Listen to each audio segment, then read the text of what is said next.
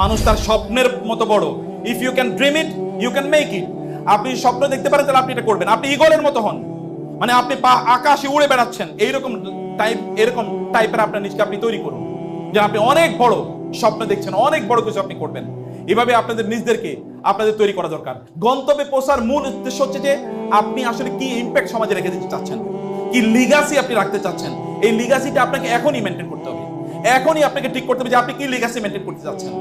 এই লিগাসি যদি আপনাকে মেনটেন করতে হয় তাহলে আপনাকে ফোকাস নিয়ে চলতে হবে। আপনি আসলে যেটা করতে চান ওইটাই আপনাকে করতে হবে, অব্যাহতভাবে এই কাজটি আপনাকে করে যেতে হবে। যেমনই রাসূলুল্লাহ সাল্লাল্লাহু আলাইহি ওয়াসাল্লাম নবীজি, তিনি কোনোদিনই এমন হয় নাই যে তিনি আজকে ক্লান্ত তিনি দাওয়াতি কাজ করেন না, তিনি আজকে ক্লান্ত তিনি নামাজ পড়েন না, তিনি আজকে ক্লান্ত তিনি কোরআন পড়েন না, তিনি আজকে ক্লান্ত তিনি মানুষদেরকে নামাজের জন্য ডাকেন না। এগুলো কোনোদিনই হয় না তার জীবনে। তিনি যা করেছেন কন্টিনিউয়াসলি তিনি সেই কাজটি করেছেন, এভরিডে তিনি করেছেন। এবং আপনিও যদি বড় হতে চান তাহলে আপনি এটা করবেন, এভরিডে করেন। রুটিন, আপনাদের রুটিনের মধ্যে কমপক্ষে এরকম কয়েকটা জিনিস লিখে রাখেন যে আপনি এই কাজগুলোই করবেন ডেইলি। আপনি মনে রাখবেন, বড় কাজ মানুষকে বড় বানায় না, ছোট কাজ অব্যাহতভাবে যখন মানুষ করে তখন তিনি বড় হয়ে যান। ছোট কাজ যদি অব্যাহতভাবে করেন, যদি প্রতিদিন আপনি 1 পৃষ্ঠা করে বই পড়েন, তাহলে আপনি বছর শেষে 365 পৃষ্ঠা পড়ে ফেলবেন, প্রায় আপনার 2-3টা বই পড়া হয়ে যাবে। প্রতিদিন যদি আপনি আপনার সাবজেক্টে আধা ঘন্টা পড়ে পড়েন, তাহলে আপনি দেখবেন যে মাস শেষে আপনি 15 ঘন্টা পড়েছেন। অনেকে 15 ঘন্টা পড়ে না, প্রতিদিন কেবল আধা ঘন্টা করে পড়েছেন, এবং আপনি 1 বছর পরে দেখবেন যে আপনার এই সাবজেক্টে আপনার ইউনিভার্সিটির মধ্যে আপনি সবচেয়ে বিখ্যাত হয়ে যাবেন। অর্থাৎ আপনি যে কোনো আপনার ফোকাসটাকে ঠিক রেখে আপনি ওই পথে অব্যাহতভাবে আপনি চলেন, যেমনি ভাবে আপনার নবী সাল্লাল্লাহু আলাইহি ওয়াসাল্লাম চলে গিয়েছেন। সম্মানিত ভাইরা বোনেরা, আমাদের মূল লক্ষ্য হচ্ছে ভালো মানুষ হিসেবে নিজকে তৈরি করা। আপনি কখনোই কোনোদিনই কিয়ামত পর্যন্ত যদি আপনি বেঁচে থাকেন, আপনি নামাজ না পড়লে কোনোদিন ভালো মানুষ হতে পারবেন না। আপনি সত্যিকার অর্থে আপনি ভালো মুসলিম হতে পারবেন না। চিন্তা করে দেখুন, আল্লাহ তাআলা কোরআনে বলেছেন, ইন্না সলাতা তানহা আনিল ফাহশাই ওয়াল মুনকার। নামাজ মানুষকে অশ্লীল এবং খারাপ কাজ থেকে কি করে দূরে রাখে। নামাজ মানুষকে অশ্লীল এবং খারাপ কাজ থেকে দূরে রাখে। বন্ধুরা, একবার খেয়াল করবেন, আপনি যেমন ধরেন, আপনি যখন নামাজে যাবেন কি হবে তখন জানেন? আপনার তখন সিনেমা দেখার, গান শোনার, অথবা পর্ন দেখার, অথবা বিভিন্ন মেয়েদের অথবা ছেলেদের পেছনে আড্ডাবাজি করার, অথবা সময়কে বিভিন্ন হারাম কাজে বা খারাপ কাজে নষ্ট করার এই চেতনাটাই আল্লাহ তাআলা আপনার কাছ থেকে দূর করে দেবেন। এই চেতনাটাই আল্লাহ তাআলা দূর করে দেবেন, এবং এটাকে আপনি কন্টিনিউ করতে। আপনি বলবেন যে বহু মানুষ আছে তারা নামাজও পড়ে খারাপ কাজও করে। আপনি যদি কম্প্যারিজন করেন, যারা নামাজ পড়ে এবং খারাপ কাজ করে, এদের তুলনায় যারা নামাজ পড়েন এবং খারাপ কাজ করেন তাদের সংখ্যা বেশি না কম বলেন তো? অনেক অনেক বেশি। আপনি যদি সত্যি করতে ভালো মানুষ হতে চান তাহলে নামাজের কোনোদিন মিস করেন। নামাজকে আপনি অক্সিজেনের মতো করে গ্রহণ করেন। নামাজ যেমনি ভাবে আপনার শরীরের জন্য অক্সিজেন প্রয়োজন, তেমনি ভাবে আপনার আত্মার জন্য কি দরকার? নামাজের দরকার। নামাজ পড়লে আল্লাহ সুবহানাহু ওয়া তাআলা আপনার অন্তরে যত অশান্তি আছে সব আল্লাহ তাআলা দূর করে দেবেন। আপনার অন্তরটা প্রশান্ত হয়ে যাবে। আলা বিযিকরিল্লাহি তাতমাইন্নুল কুলুব। আল্লাহর জিকিরে অন্তরটা প্রশান্ত হয়ে যায়। মন খারাপ, আপনি নামাজ দাঁড়িয়ে যান না। আচ্ছা, আপনার চেয়ে বেশি শক্তিশালী কে? আল্লাহ না? বলেন তো। আমাদের চেয়ে শক্তিশালী কে? এই সব কিছু নিয়ন্ত্রণ করে কে? আপনার কোনো সন্দেহ আছে? আচ্ছা, একবার চিন্তা করে দেখেন তো, আমাদের কথা একবার ভাবেন, আর আকাশের সূর্যের কথা একবার ভাবেন তো। সূর্যটা কি আমাদের চেয়ে ছোট না বড়? এই পৃথিবীর চেয়ে সূর্য কত গুণ বড়? 13 লক্ষ গুণ বড়। সূর্যের চেয়ে তারকা কত গুণ বড়? বিলিয়ন বিলিয়ন গুণ বড় না? আকাশে কয়টা তারকা আছে? কত আছে? এটা কোনো ধারণা আছে? নাসা কেবলমাত্র তাদের লেটেস্ট টেকনোলজি হাবল টেলিস্কোপের মাধ্যমে তারা বলেছে, এই আমাদের সূর্যটা যেই গ্যালাক্সিতে বসবাস করে, ওই গ্যালাক্সিতে প্রায় এইরকম সূর্য আছে 200 বিলিয়ন। কত বিলিয়ন?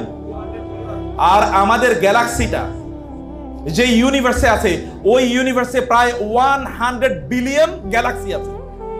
তাইলে ওই ইউনিভার্সটা কত বড়? এখন কি পৃথিবী ইউনিভার্সে আছে না মাল্টিভার্সে আছে? মাল্টিভার্স। এখন ইউনিভার্স না, এখন একটা না, এখন হচ্ছে মাল্টি, মানে অনেক অনেক মহাবিশ্ব। এই এক একটা মহাবিশ্ব কে নিয়ন্ত্রণ করেন বলেন তো? এই রাস্তা দিয়ে যদি কোনো ট্রাফিক পুলিশ না থাকে তাহলে কি রাস্তায় গাড়ি ঠিকমতো চলবে? সব উল্টা যাবে, অ্যাক্সিডেন্ট হবে। তাহলে এত কিছু চলে, এগুলো কোনো নিয়ন্ত্রণ ছাড়াই চলে? যিনি এগুলোকে নিয়ন্ত্রণ করেন তিনি কত মহাশক্তিধর হতে পারেন। আপনি তার কাছে কেন আপনার নিজকে সুপর্দ করবেন না? আপনি যখনই বিপদে পড়েন নামাজে দাঁড়িয়ে যান না, 2 রাকাত নামাজ আদায় করেন মনোযোগের সাথে। চোখটা বন্ধ করে বলেন তো সুবহানাল্লাহ। মনে একটু ধাক্কা লাগে কিনা বলেন তো? একটু ধাক্কা লাগে, নামাজটাকে মনোযোগ দিয়ে, 2 রাকাত সালাত মনোযোগ দিয়ে পড়ে বলেন আল্লাহকে, সিজদায় গিয়ে বলেন, আল্লাহ এটা আমার বিপদ, তুমি আমার বিপদটা দূর করে দাও। দেখেন না, ইউ এক্সপেরিমেন্ট টুডে, আজকে এটা করে দেখেন যে আপনার ওই বিপদ সমাধান হয়ে যায় কিনা। এখন তো আমাদের যুবকরা তারা নিজেরা দিনদার হবে না, কিন্তু তারা একজন কি ঐশ্বরিয়া রায়ের মতো সুন্দরী চায় নাকি? আবার আমাদের নারীরা তারা দিনদার চাইবে না, কিন্তু তারা কি বিল গেটসের মতো একজন ধনী লোক চায়। আপনাকে, আপনি যদি সত্যিকার অর্থে এমন মানে আপনি ফাতেমা রাদিয়াল্লাহু তাআলার মতো দিনদার, কিন্তু আবার ঐশ্বরিয়া রায়ের মতো সুন্দরী, এরকম আপনি যদি চান, মানে আমি গল্পে শুনি আর এরকম, আমি জীবনে দেখি না এদেরকে, কিন্তু আপনি যদি এরকম হতে চান, আপনাকে ফাতেমার মতো একজন নারী পেতে হলে আপনাকে আলীর মতো একজন দিনদার মানুষ হতে হবে। আর আপনি যদি আলীর মতো একজন দিনদার ছেলে চান, তাহলে আপনাকে ফাতেমার মতো দিনদার নারী হতে হবে, আদারওয়াইজ আপনি কোনোদিন পাবেন না। আপনাকে পেতে হলে নিজকে যোগ্য করা দরকার, আর যোগ্য করতে হলে আপনাকে সালাতে সময় দেওয়া লাগবে। ভাইরা, সালাতে সময় না দিয়ে আপনার নিজকে আপনি ক্ষতিগ্রস্ত করছেন। বোনেরা, আপনার নিজকে আপনি, আপনার হিউজ পটেনশিয়ালিটি আছে, আপনার ব্যাপক যোগ্যতা আছে, এবং আপনার পাওয়ার অধিকার আছে। আপনার পাওয়ার অধিকার থেকে আপনি কেন বঞ্চিত করবেন? আপনার রব আপনাকে দেওয়ার জন্য, তিনি আপনাকে দেওয়ার জন্য উদ্গ্রীব হয়ে আছেন। আপনি জানেন রাসূলুল্লাহ সাল্লাল্লাহু আলাইহি ওয়াসাল্লাম বলেছেন, আল্লাহ তাআলা এমন, তার কাছে না চাইলে তিনি রাগ করেন, তার কাছে চাইলে তিনি কি হন? সন্তুষ্ট হন। আপনি চান না, হাদিসে কুদসিতে এসে আল্লাহ রাসূল সাল্লাল্লাহু বলেন, আল্লাহ তাআলা বলেন, হে মানুষ, তোমরা যদি সবাই, আদম থেকে শুরু করে কিয়ামত পর্যন্ত যত লোক আসবে তারা সবাই, এবং সকল জিন, তারা যদি একটা মাঠে উপস্থিত হয় এবং তারা প্রত্যেকে যা লাগবে তা আমার কাছে চায়, আমি যদি তাদের প্রত্যেককে তাদের চাওয়া অনুসারে প্রদান করি, তাইলে আমার ভান্ডারে ততটুকু পর্যন্ত টান পড়বে না যতটুকু একটা বিশাল মহাসমুদ্র থেকে একটা নিডলে, মানে সুই দিয়ে যদি পানি তোলা হয় যতটুকু টান পড়বে। তাইলে তার ভান্ডারে তো অভাব নেই। আপনি চাইতে পারেন, আপনি বলতে পারেন না, হে আল্লাহ তুমি আমাকে রাজত্ব দাও, বলতে পারেন কিনা? বলুন, আল্লাহ তুমি আমাকে রাজত্ব দাও, এটা বলুন আল্লাহকে, অন্তর থেকে বলুন, নিজের উপর অবিশ্বাস রাখবেন না। চাইতে যদি আপনার আমারে আল্লাহ দেবে নাকি, আমি কি পাওয়ার যোগ্য, তাহলে আল্লাহ আপনি কেন দেবেন? আপনি একটু হাত তোলেন তো, সর্বশেষ কবে কেঁদেছেন? একজন হাত তোলেন তো, গত 1 সপ্তাহের মধ্যে কেঁদেছেন, এরকম কেউ আছেন? একজন আছে, 2 জন আছে, সুবহানাল্লাহ। আপনি কাঁদতে না পারলে আপনি কিভাবে শান্তি পাবেন? কান্না তো শান্তির জন্য প্রযোজ্য, শান্তির জন্য প্রয়োজন, ভয়াবহভাবে প্রয়োজন। আপনি গুগল করে দেখেন তো কান্নার, আপনি গুগল করে দেখেন যে কান্নার মানে টিয়ার্স অফ আইস, চোখের অশ্রুর কি মূল্য, একবার গুগলকে জিজ্ঞেস করেন, অথবা চ্যাট জিপিটি কে জিজ্ঞেস করেন, চ্যাট জিপিটি কে জিজ্ঞেস করেন, এআই কে জিজ্ঞেস করেন, বলে, অথবা জেমনিকে জিজ্ঞেস করেন যে চোখের কান্নার মূল্য কি। দেখেন, আপনার চোখ তাজা থাকবে, আপনার অন্তরটা প্রশান্ত হয়ে যাবে। যখন আপনি কাঁদেন, এটা বৃষ্টির প্রাণীর মতো, জানেন, যখন বৃষ্টি আসে তখন কি হয়? চারিদিকে যত ময়লা আবর্জনা আছে সব কেটে যায় না? কাঁদতে পারলে কেটে যায়, আর আপনার কষ্টগুলো কেটে যায়, কষ্টগুলো দূর হয়ে যায়। আর যদি আল্লাহর কাছে কাঁদতে পারেন, আল্লাহ সুবহানাহু ওয়া তাআলা এই কান্নার কারণে আপনার মর্যাদা বাড়িয়ে দেবেন। মনে রাখবেন, আপনার মাথাকে যদি আপনি উঁচু করতে চান, যদি চান গোটা পৃথিবীর মানুষ আপনাকে সম্মান করুক, তাহলে আপনার মাথাটা আল্লাহর সামনে নিচু করতে হবে। আবার বলি, যদি চান গোটা পৃথিবীর মানুষ আপনাকে সম্মান করুক, তাহলে মাথাটা কার কাছে নিচু করতে হবে? আল্লাহর কাছে নিচু করতে হবে। আল্লাহর কাছে নিচু করলে আল্লাহ সুবহানাহু তাওয়াদা লিল্লাহি রাফাউল্লাহ, রাসূলুল্লাহ সাল্লাল্লাহু আলাইহি ওয়াসাল্লাম বলেছেন, যদি আল্লাহর কাছে মাথা অবনত করে, তাহলে আল্লাহ তাআলা তার মাথাটাকে মানুষের কাছে উঁচু করে দেবেন। এই পৃথিবীতে সবচেয়ে বেশি নামাজ পড়েছে কি বলেন তো? আপনারা কি বুঝতে পারেন নাই? পৃথিবীর সবচেয়ে বেশি নামাজ পড়েছে কি? দিনের বেলা আমরা কয় রাকাত নামাজ পড়ি? সর্বোচ্চ 17 রাকাত, তিনি সর্বনিম্ন 40 রাকাত নামাজ আদায় করতেন। আমাদের নামাজ কয় ওয়াক্ত? 5 ওয়াক্ত, তার নামাজ ছিল 6 ওয়াক্ত। কয় ওয়াক্ত ছিল? 6 ওয়াক্ত। তিনি ডেইলি কমপক্ষে 8 বার নামাজ আদায় করতেন। কয়বার? 8 বার। ফজরের 5 ওয়াক্ত তো আছেই, তাহাজ্জুদের নামাজ আছে, এবং কি আছে? সলাতুল ইশরাক আছে না? সলাতুল ইশরাক, সলাতুল ইশরাক, সলাতুল আওয়াবিন, সলাতুল দোহা। এবার চিন্তা করে দেখেন তিনি কত নামাজ আদায় করতেন। কারণ কি? আপনার যত আপনি আল্লাহ সুবহানাহু ওয়া তাআলার সামনে সিজদা লুটিয়ে পড়বেন, তত আল্লাহ আপনার সম্মান বাড়িয়ে। আপনারা বলেন তো, আপনারা ঘুমান কি রাতে না দিনে? রাতের বেলা। আল্লাহ কি রাতকে ঘুমের জন্য পাঠিয়েছেন নাকি দিনকে ঘুমের জন্য পাঠিয়েছেন? যদি আপনারা সফল হতে চান, তাহলে ঘুমাবেন রাতেই, দিনের বেলা ঘুমাবেন না। দিন আল্লাহ সুবহানাহু ওয়া তাআলা ঘুমের জন্য পাঠান নাই। পৃথিবীর সফল দেশগুলোতে জানতো, অথবা দুনিয়ার দৃষ্টিতে যারা সফল, স্যারকেও জিজ্ঞেস করে দেখেন তো, সফল মানুষরা দিনের বেলা ঘুমায় না, ঘুমানো চিন্তাই করতে পারে না। How come? আপনি দিনের বেলা, আপনি সকালে ঘুম থেকে উঠতে পারেন না, তাহলে আপনি দুনিয়া জয় করবেন কিভাবে? আপনি তো কম্বল ছাড়িয়ে উঠতে পারেন না, আপনি তো বিছানাকেই জয় করতে পারেন না, আপনি দুনিয়া জয় করবেন কিভাবে? বিছানা জয় করা শিখুন। জঙ্গলের প্রাণীগুলো যদি আপনার আগে জঙ্গলের প্রাণীগুলো যদি আপনাদের আগে ঘুম থেকে উঠে তাদের শিকারের জন্য যেতে পারে, তাহলে বুঝবেন জঙ্গলের প্রাণীর চেয়েও আপনি নিচু, জঙ্গলের প্রাণীর চেয়েও আপনি কি পিছিয়ে আছেন। ওরা সফল, কিন্তু আপনি সফল হবেন না। আপনার জঙ্গলের প্রাণীর পশু পাখির আগে আপনাকে ঘুম থেকে জেগে উঠতে হবে, আপনাকে আপনার কাজে যেতে হবে। আপনি যান চায়না গিয়ে দেখেন ওদের অফিস কখন শুরু হয়। আপনি এই জাপানে যান, সবার একেবারে পূর্বে দেশ, গিয়ে দেখেন তো তাদের সকাল কখন শুরু হয়। আপনি যদি দুনিয়ায় সফল হতে চান তাহলে আগে আপনাকে ঘুম থেকে উঠতে হবে, আখেরাতে সফল হতে হলে আগে আপনাকে উঠতে হবে। একটু আর্লি উঠুন না, একটু সালাতুত তাহাজ্জুদের নামাজ আদায় করুন।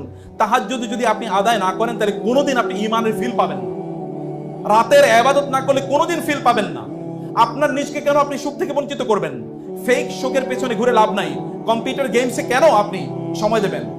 আপনি কেন ইউটিউবে 1000 ঘন্টা, আপনি নেটফ্লিক্সে আপনি কেন গান অথবা অমুকের সিনেমা দেখে, লেটেস্ট রিলিজ কি আছে এটা দেখে, অ্যাডভেঞ্চারাস কি নতুন জিনিস এসছে এগুলো দেখে কেন আপনার সময় আপনি নষ্ট করবেন?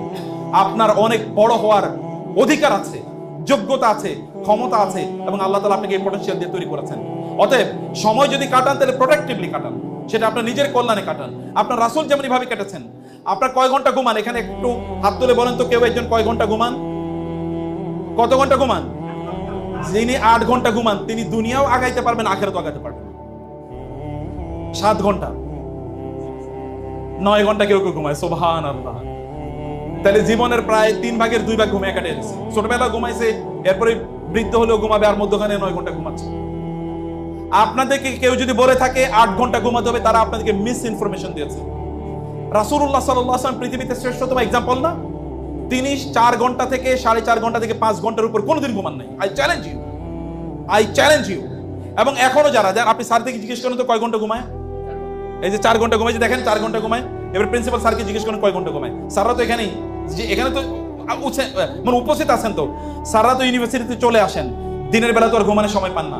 রাতেও নিশ্চয়ই 11টা-12টার আগে ঘুমান না, নাহলে 11টায় ঘুমান, এরপরে ফজরের জন্য উঠে যান, অথবা তাদের অন্যান্য কাজ থাকে। 4-5 ঘন্টার বেশি ঘুমায় কিভাবে মানুষ? যে ডাক্তার আপনাদেরকে বলেছে 8 ঘন্টার বেশি 8 ঘন্টা ঘুমাতে হয়, আমি চ্যালেঞ্জ করে বললাম একজন ডাক্তারে গিয়ে বলেন আপনি 8 ঘন্টা ঘুমান, রুটিন দেন আমাকে। একজনকে আমি চ্যালেঞ্জ করে বললাম এখানে। অতএব এটা একটা ফেক ইনফরমেশন। ঘুমের সময় কমিয়ে দেন। আপনি ঘুমাবেন গিয়ে কবরে, এরপরে করবেন কি? কবরে গিয়ে করবেন কি? দুনিয়া তো কাজের জায়গা, এখানে তো আপনার ঘুমের জায়গা না। এবং আপনার নবীজি কি করেছেন? তাকে স্ট্যান্ডার্ড হিসেবে নেন, তাকে এক্সাম্পল হিসেবে নেন। তার চেয়ে সফল এই পৃথিবীতে কেউ নাই। দুনিয়ার মানদণ্ডে, আখিরাতের মানদণ্ডে কোথাও তার চেয়ে বেশি সফল নাই। অতএব আপনি আপনার ঘুমের মাত্রা কমিয়ে দিতে হবে। প্রিয় ভাইরা, আপনার যদি স্পিরিচুয়ালি যদি নিজেকে ডেভেলপ করতে চান তাহলে গুনাহ কমিয়ে দিতে হবে। কি কমাতে হবে? গুনাহ। মনে রাখবেন, ইবাদত, কোরআন তেলাওয়াত, আল্লাহর জিকির, তাসবিহ, তাহলিল, এগুলো মানুষের চেহারায় গ্লু তৈরি করে। গ্লু মানে বুঝেন তো? চেহারায় উজ্জ্বলতা, আলো তৈরি করে। যারা হাদিস পড়ে, আল্লাহর রাসূল তাদের জন্য দোয়া করেছেন, নাদ্দারাল্লাহু আবদান সামিয়া মাকালাতি, আল্লাহ তাআলা তাদের চেহারাকে আলোকিত করে দিন যারা হাদিস পড়ে এবং মানুষকে হাদিস পড়ে শোনায়। এই আলোচনা, এই হাদিস শোনার পর সুফিয়ান ইবনে ওয়াইনা নামক বিখ্যাত একজন তাবী, তিনি বলেছেন যারা হাদিস পড়ে, আহলুল হাদিস, হাদিস যারা পড়ে এবং পড়ায়, আমি তাদের প্রত্যেকের চেহারা থেকে আলো ঝরতে দেখেছি। আপনি মনে করবেন না যে আপনার চেহারাটা ফর্সা দেখে এখান থেকে আলো ঝরে। নো, আপনি রাতের বেলা হারাম জিনিস আপনি দেখবেন, ব্লু লাইট যেখান থেকে বের হয় ওই সকল জিনিস আপনি দেখবেন, আর মনে করবেন আপনার চেহারা আলোকিত হবে। নেভার। আপনি ভেতর থেকে অন্ধকার হয়ে উঠবেন। আজকে অথবা দেখবেন না, কালকে দেখবেন গোটা দুনিয়া আপনার জন্য অন্ধকার হয়ে যাচ্ছে। বিয়ে করলে বউ পালাবে, বিয়ে করলে বউ পালিয়ে চলে যাবে, কারণ আপনি এর আগে কি নিজকে ধ্বংস করে দিয়েছেন। আপনার নিজে থেকে, ভিতর থেকে যদি আপনার আলোকিত করতে হয়, মনে রাখবেন যদি আপনি নামাজ আদায় করেন, কোরআন তেলাওয়াত করেন, বিশেষ করে তাহাজ্জুদের নামাজ আদায় করেন, তাহলে আপনি একাকী যখন ইবাদত করবেন তখন আপনি ভেতর থেকে আলোকিত হয়ে উঠবেন। আর দিনের বেলা আল্লাহ সুবহানাহু ওয়া তাআলা ফেরেশতাদের মাধ্যমে আপনাদের নামগুলো মানুষের কাছে ছড়িয়ে দেবেন। কার কাছে ছড়িয়ে দেবেন? মানুষের। আপনারা আহমদ ইবনে হাম্বলের কথা শুনেছেন না? আহমদ ইবনে হাম্বল তৎকালীন সবচেয়ে বড় তিনি স্কলার। তিনি এক এলাকায় যাচ্ছিলেন, সেখানে হয়তো বা কোনো দার্সে তিনি যাচ্ছিলেন। তো হঠাৎ করে রাত হয়ে গেছে, একটা মসজিদে তিনি ঢুকলেন। মসজিদে তিনি রাত কাটাবেন। আচ্ছা, আমরা 5 মিনিটের মধ্যে শেষ করছি। মসজিদে তিনি রাত কাটাবেন। মসজিদে ঢোকার পরে এশার নামাজ পড়ার পরে তিনি ওইখানে থাকবেন, এটা তিনি মনে করেছেন। কিন্তু মসজিদের খাদেম এসে বললেন, মুরব্বী তো উনি, মুরব্বী এখান থেকে বের হন। বলে কেন বের হবো? বলে যে বের হন এই জন্যে, কারণ আমরা মসজিদ বন্ধ করে দেবো, কারণ নামাজের পরে তো রাতে মসজিদ বন্ধ হয়ে যাবে, মানে মসজিদ বন্ধ করে দেবো। বলে না, মসজিদ তো বন্ধ, আমি তো মসজিদ থাকতে চাই। বলে আপনি থাকতে পারবেন না, আপনি কি বের হবেন নাকি আমি আপনাকে বের করে দেবো? উনি বের হতে চাচ্ছিলেন না, আর এই খাদেম তাকে পাজা কোলা করে মসজিদের বাইরে নিয়ে রেখে আসলেন। এখন তিনি রাস্তায় বসে আছেন, চিন্তা করলেন যে আমি এখন যাব কোথায়, আমি কি যাব কোথায়? কারণ তখনকার যুগে তো আর, এখন থেকে আমি 1200 বছর আগের কথা বলছি, তখন তো এরকম হোটেল, মোটেল অথবা ধরেন হাইওয়ে রেস্টুরেন্ট এরকম কোনো কিছু ছিল না। অতএব তিনি থাকবেন কোথায়? কেউ তাকে আবার চেনেও না। এখন তো আর ফেসবুক, ইউটিউবের মতো তখনকার এমন কোনো সোশ্যাল মিডিয়া ছিল না বা টেলিভিশন ছিল না যে লোকেরা তাকে চিনবে। অতএব এই কারণে তিনি রাস্তায় বসে আছেন। এর মধ্যে ওই দিক দিয়ে একজন মানে বেকার পর্যন্ত, বেকার না বেকার, যিনি কেক বানান মানে রুটি বানান, এরকম একজন লোক এগিয়ে দিয়ে যাচ্ছিলেন। যাওয়ার পরে দেখবেন বৃদ্ধ লোক বসে আছেন। আপনি এখানে বসে আছেন কেন? বলে আমি মসজিদ থাকতে চেয়েছি, কিন্তু মসজিদ আমাকে থাকতে দিল না। তিনি বলেন আচ্ছা ঠিক আছে, কোনো সমস্যা নেই, আপনি চলেন আমার বেকারিতে চলেন, আমি আপনাকে আমার বেকারিতে রাখবো। আমি বাসায় যেতে চাচ্ছিলাম, বাসায় যেমন আপনি আমার বেকারিতে থাকবেন। ওনাকে বেকারিতে নিয়ে গেলেন, নিয়ে তাকে একটু থাকতে দিলেন। কিন্তু এই যে বেকারির মালিক যিনি, ইনি সাধারণত রাতে রুটি বানান, দিনের বেলা রুটি বিক্রি করবেন। তিনি রুটি বানাচ্ছেন আর তিনি পড়ছেন সুবহানাল্লাহ, আলহামদুলিল্লাহ, আল্লাহু আকবার, লা ইলাহা ইল্লাল্লাহ। কারণ কাজ নাই তো, রুটি বানাচ্ছেন আর তিনি তাসবিহ পড়ছেন। ওই যে আহমদ ইবনে হাম্বল ইমাম, যুগের সবচেয়ে বড় আলেম, তিনি অবাক হয়ে তাকাচ্ছেন, এই লোক রুটি বানায় আর তাসবিহ পড়ছে। সাধারণত রুটি বানায় যারা এরকম কাজ করে তারা তো এরকম করার কথা না, তাসবিহ পড়ছে আর সারা রাত এরকম করেছে। ফজরে যখন আজান হলো তখন ইমাম তাকে বললেন, ভাই তুমি সারা রাত রুটি বানালা আর তাসবিহ পড়লা, তুমি ঘুমাইলা না? বলো না আমি তো ঘুমাই না, আমি রুটি বানাই। তো তাসবিহ পড়লা যে? বলো আমি সারা রাত এরকমই করি, কাম নাই তো, এই যে কারণে আমি রুটি বানাই আর তাসবিহ পড়ি।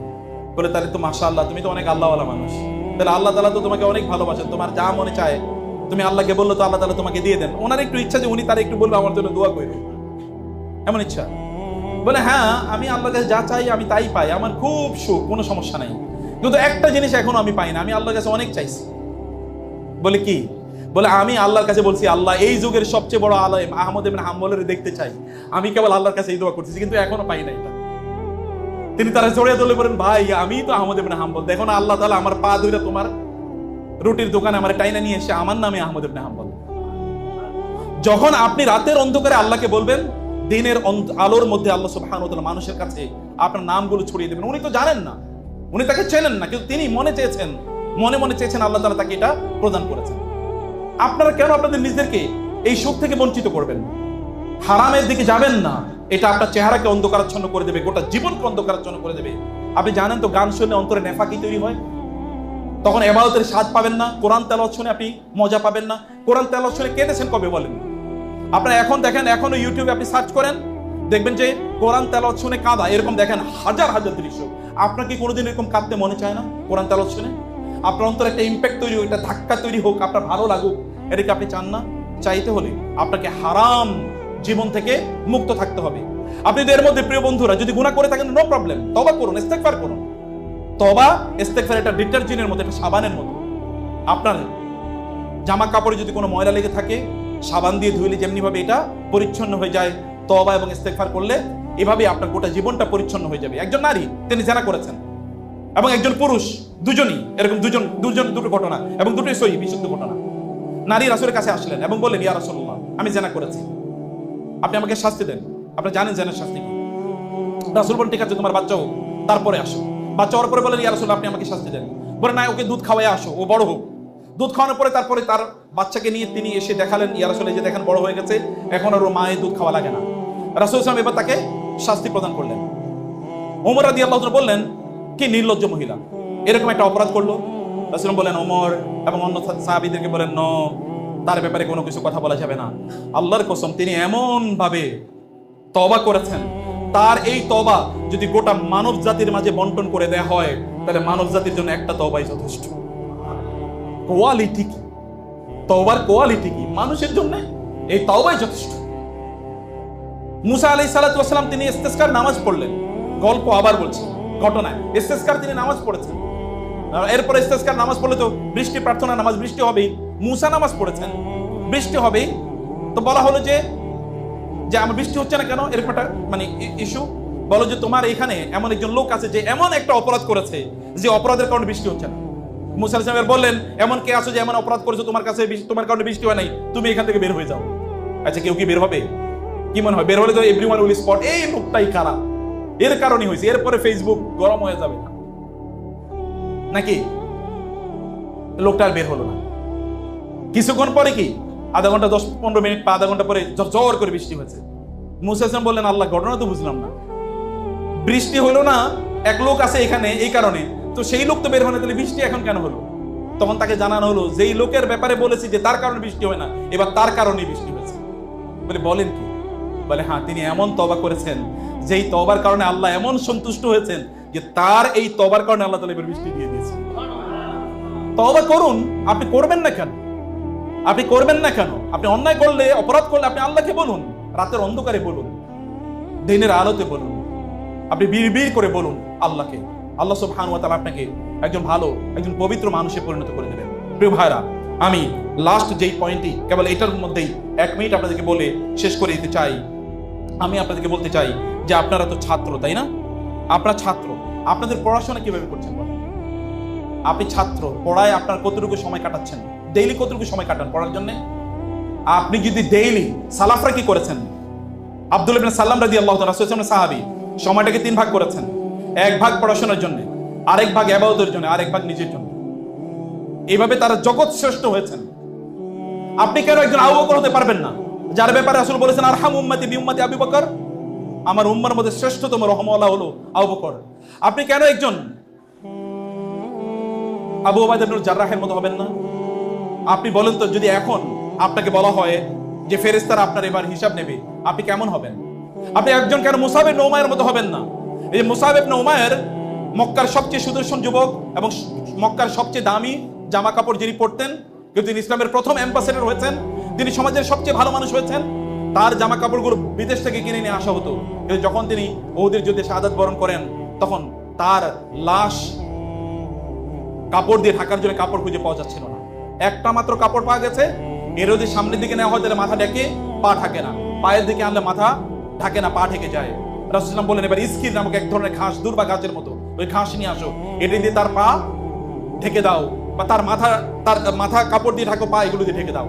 এবং যখন এগুলো দিয়ে ঢেকে দেওয়া হচ্ছিল, তখন রাসূল তাকে কেঁদে দিয়েছিলেন। মক্কার সবচেয়ে সুদর্শন যুবক, যার জামা কাপড় মক্কায় তৈরি হতো না, সিরিয়ায় তৈরি হতো, যার পারফিউম মক্কায় বিক্রি হতো না, সিরিয়া থেকে আনা হতো, সেই যুবক আজকে যখন তাকে কবর দেওয়া হচ্ছে, তখন তার জন্য যথেষ্ট পরিমাণ কাপড় পর্যন্ত নাই।